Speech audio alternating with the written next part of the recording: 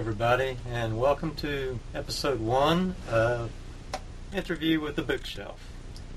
In this particular episode, the bookshelf will be taking on the persona of Honest George Bush. Perhaps an oxymoron, but nevertheless, that is the persona that the bookshelf will be taking on in this episode. I hope to be doing a few more episodes of these in the future. Maybe not often, but as the inspiration strikes me, I hope to do a few more episodes of Interview with the Bookshelf. Okay, so without further ado, let's ask Honest George Bush a few questions. My first question to you, Honest George Bush, is a two-part question. When we went into Iraq, how did you expect to be greeted, and how were we greeted?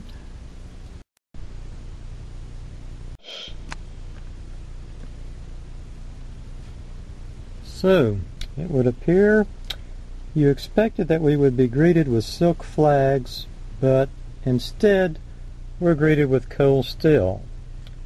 Interesting. Mr. President, just how did you feel when we were greeted with cold steel instead of silk flags?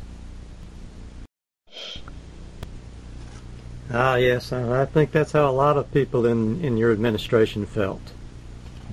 We went into Iraq ostensibly, Mr. President, to find weapons of mass destruction. As you know, we did not find any. Do you feel this was a lie?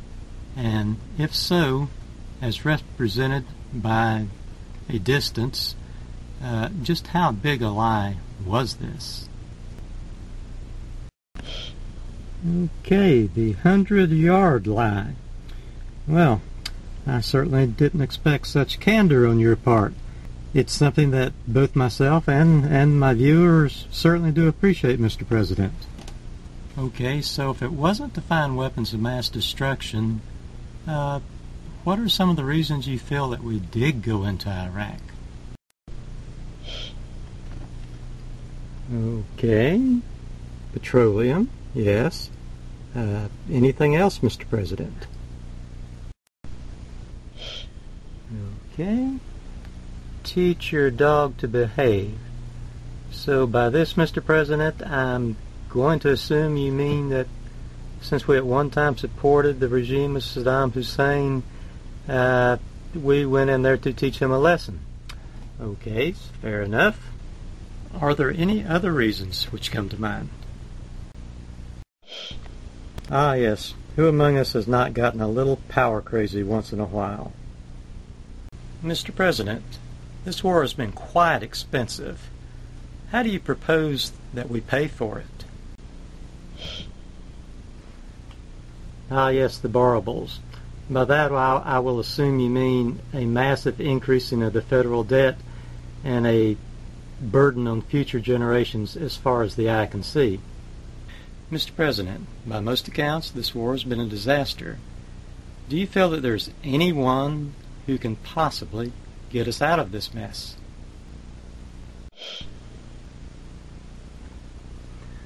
Yes, Houdini. I hate to break this to you, Mr. President, but Houdini died a long time ago, so I don't think he's going to be the answer to our problems. So, Mr. President, do you feel that there are any revenue-enhancing measures that might be taken to improve our financial and debt-ridden situation? Your answer seems to be busting Vegas.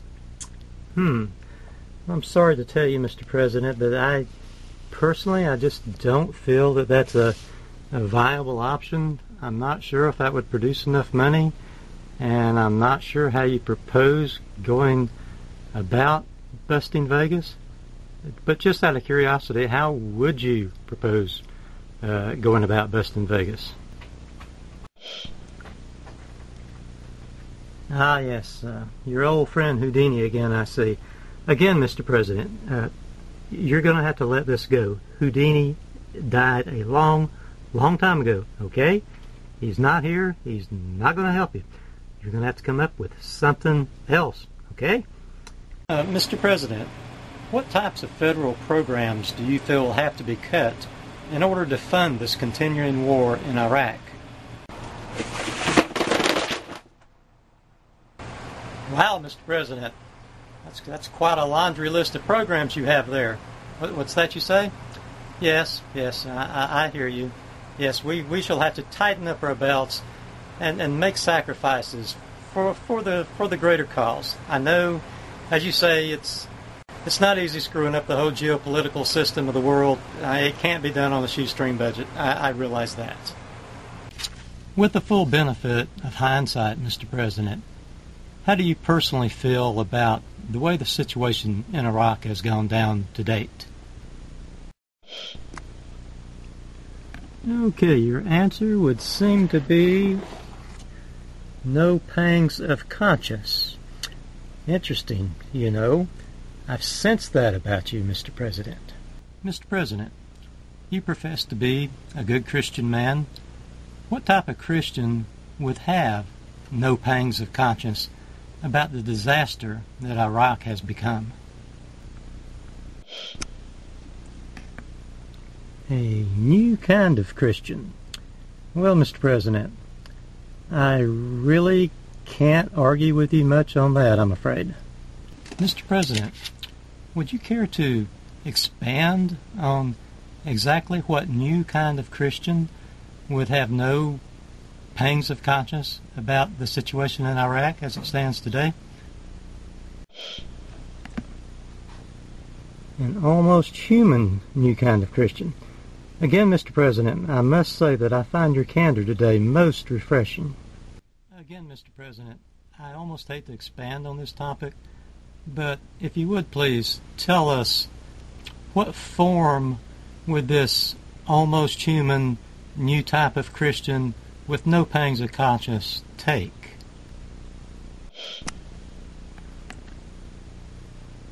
Oh, okay.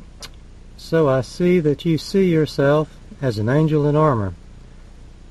All right, moving along. Excuse me for saying this, Mr. President, but none of this really seems to reflect the true spirit of Christianity. In your opinion, what factors in your mental makeup have led you down this path that you seem to be traveling? Okay, psychosis and spirituality. Well, I think we can all agree that spirituality is a good thing, but perhaps not so good when combined with psychosis.